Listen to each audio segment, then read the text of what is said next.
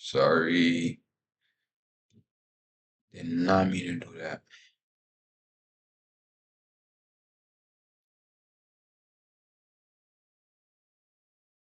Are you still filming? Hello? Okay, it's still filming. That's good.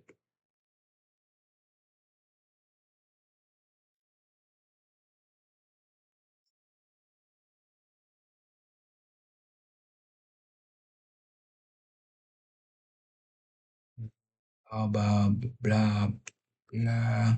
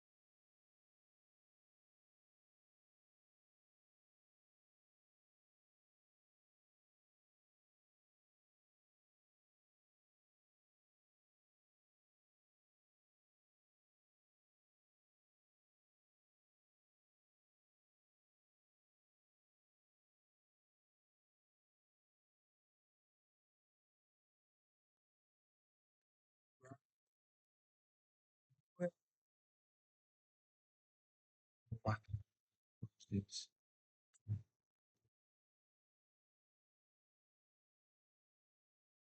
sorry.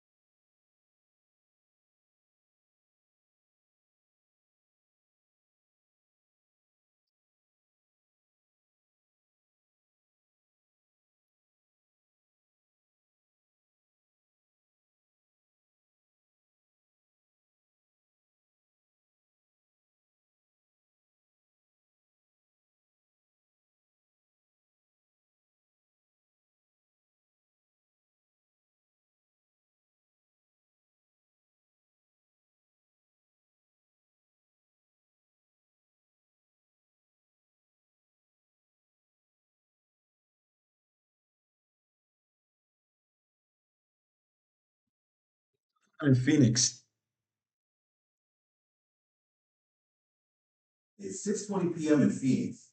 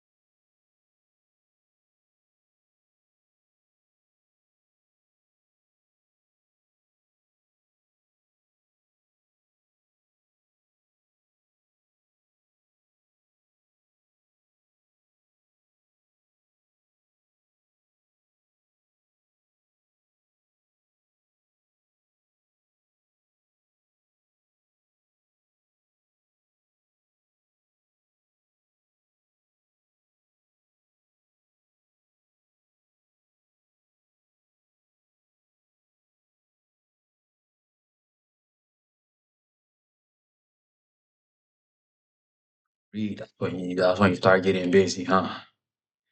When you start getting busy, huh?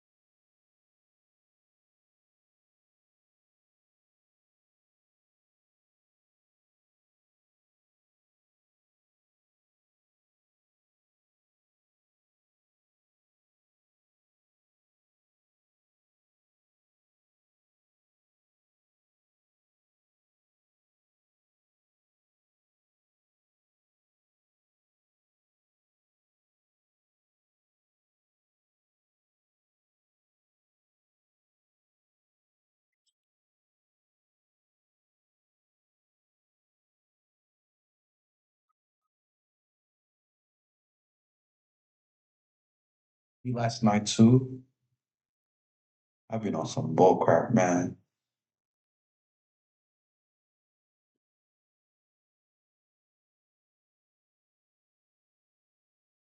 At McDonald's on East Chapman Avenue's Orange, Travis Cornell had ordered 5 hamburgers for their golden retriever. Eh. Sitting on the front seat of the pickup, the dog had eaten all of the meat and 2 buns, and it had wanted to express its gratitude by licking his face. You've got the breath of a this dyspeptic dyspeptic of a dyspeptic alligator. He protested He protested. He protested, holding the animal back. The return trip to Santa Barbara took 3.5 hours. The trip, mm, the ret- because the highways were much busier than they had been that morning. Throughout the journey, Travis glanced at his companion and spoke to it, anticipating a display of the unnerving intelligence it had shown earlier. His expectations were unfulfilled. The retriever behaved like any dog on a long trip. Once in a while, it did sit very erect, looking through the windshield or side window of the scenery with what seemed an unusual degree of interest and attention. But most of the time, it curled up and slept on the seat, snuffling in its dreams, or it panted and yawned and looked bored. When the odor of the dog's filthy coat became intolerable, Travis had rolled down the windows for ventilation, and the retriever stuck its head out in the wind. With its ears blown back, hair streaming, it grinned, the foolish and charmingly witless grin of all dogs who had ever ridden shotgun in such a fashion.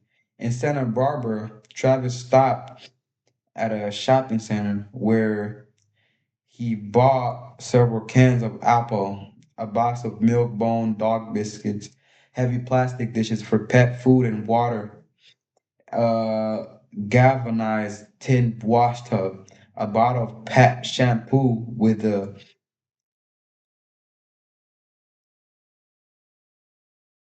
flea with the flea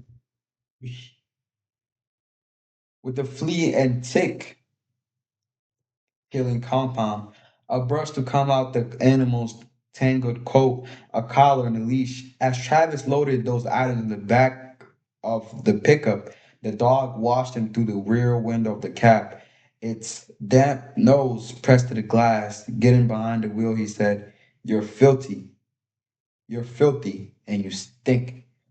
You're not going to be a lot of trouble about taking a bath, are you?" The dog yawned. By the time Travis pulled into the driveway of his 4-room rented bungalow on the northern edge of Santa Barbara and switched off the pickup's engine, he was beginning to wonder if the pooch's actions that morning had really been as amazing as he remembered. "If you don't show me the right stuff again soon," he told the dog, "if you don't show me the right stuff again soon," he told the dog as he slipped his key into the front door of the house. "I'm going to have to assume that I stripped the gear out there. I'm going to have to assume that I stripped the gear out there in the woods, that I'm just nuts, and that I imagine everything." Standing beside him on the stoop, the dog looked up quizzically. "Do you want to be responsible for giving me doubts about my own sanity?" Hmm? An orange and black butterfly swooped past the retriever's face, startling it. The dog barked once and raced after the fluttering prey off the stoop, down the walkway, dashing back and forth across the lawn, leaping high, snapping at the air, repeatedly missing its bright quarry. It nearly collided the diamond patterned the diamond patterned trunk of a big Canary Island date palm, then narrowly avoided knocking itself unconscious in a head-on encounter with a concrete bird bath, and at last crashed clumsily into a bed of New Guinea impatiens over which the butterfly soared to safety. The retriever rolled once, scrambled to its feet, and lunged out of the flowers. When he realized that it had been foiled, the dog returned to Travis. It gave him a sheepish look. "Some wonder dog," he said. "Good grief." He opened the door, and the retriever slipped in ahead of him. It padded off immediately to explore these new rooms. You better be housebroken, Travis shouted after it. He carried the galvanized wash tub and a plastic bag full of other purchases into the kitchen. He left the food and pet dishes there and took everything else outside through the back door. He put the bag on the concrete patio and set the tub beside it, near a coiled hose that was attached to an outdoor faucet. Inside again, he removed the bucket from beneath the kitchen sink, filled it with the hottest water he could draw, carried it outside, and emptied it into the tub. When Travis had made 4 trips with the hot water, the retriever appeared and began to explore the backyard. By the time Travis filled the tub more than half full, the dog had begun to urinate every few feet along the whitewashed concrete block wall that defined the property line, making its territory. When you finish killing the grass, Travis said, you'd better be in the mood for a bath, you wreck. The retriever turned toward him and cocked its head and appeared to listen to when he spoke, but it did not look like one of those smart dogs in the movies. It did not look as if it understood him. It just looked dumb. As soon as he stopped talking, it hurried a few steps farther along the wall and peed again. Watching the dog relieve itself, Travis felt an urge of his own. He went inside to the bathroom, then changed into an old pair of jeans and a t-shirt for the sloppy job ahead. When Travis came outside again, the retriever was standing beside the steaming washtub. The hose in his teeth somehow had managed to turn on the faucet. Water gushed out of the hose into the tub.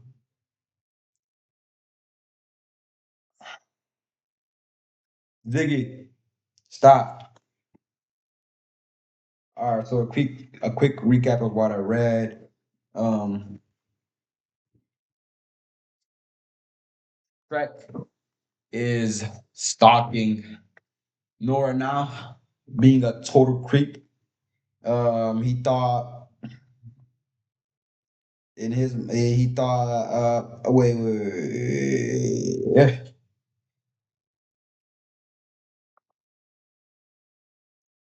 Being a creep the first time didn't satisfy him, so he started calling Nora again.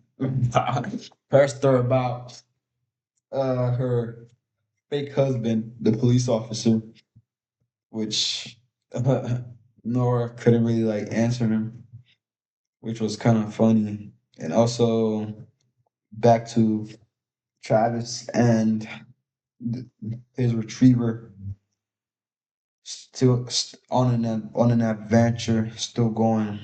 Yeah, but that's where it left off. That's the summary, even though it's vague. It's not really like into details like that, but that's what I read. Yeah.